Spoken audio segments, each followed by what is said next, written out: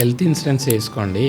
పిల్లోడు పుట్టగానే 21st day అని ఫంక్షన్ చేస్తాడు, 3 నెలలకు మళ్ళీ ఉయ్యాలని ఇస్తానని ఫంక్షన్ చేస్తాడు, బర్త్డేకి ఫంక్షన్ చేస్తాడు, ఉన్నా లేకున్నా బరాబర్ ఫంక్షన్ అవుతుంది. తెలంగాణలో అయితే యాట దిగాల్సిందే. యాట దిగడానికి ఎన్ని వేలు ఖర్చు అవుతున్నాయి, ఊర్లో ఎవరినో ఇంప్రెస్ చేయడానికి చేస్తున్నాం. ఆ పైసలు పెట్టుకుని వ్యాక్సిన్ వేసుకోరా, 1 year లో వ్యాక్సిన్స్ అన్ని వస్తాయి ఆ పైసలతోటి. ఈ మాట చెప్తే ఎవరికి నచ్చదు. ఎందుకు ఆ ఫంక్షన్స్, ఎవరి కోసం ఆ బిల్డప్? ఏదేమైనా కానీ ఫంక్షన్ చేయాల్సిందే. ఈ అనవసరమైన వాటికి పోయే బదులు ఈ డబ్బులు కూడా పెట్టుకొని పిల్లలకి హెల్త్ ఇన్సూరెన్స్ కట్టు, పనికొస్తుంది కదా. I'm from well to do family. ఇప్పటి వరకు నా అబ్బాయికి బర్త్డే ఫంక్షన్ చేయలేదు. I use that money for something good. అవసరం లేదు లేనిపోని జనాన్ని పిలిచేసి షో ఆఫ్ చేసుకోవడం వల్ల ఏమీ రాదు. వాళ్ళు తినిపోయిన రేపటికి అయిపోయింది. ఏం పర్పస్ సర్వ్ అవుతుంది. ఇప్పుడు నువ్వు తిండి పెట్టేది అట్లీస్ట్ అన్నదానం కూడా కాదు కదా, నీ చుట్టాలు కదా, వాడికి ఇంట్లో తినలేదా, ఎందుకు చేసుకుంటావు ఫంక్షన్?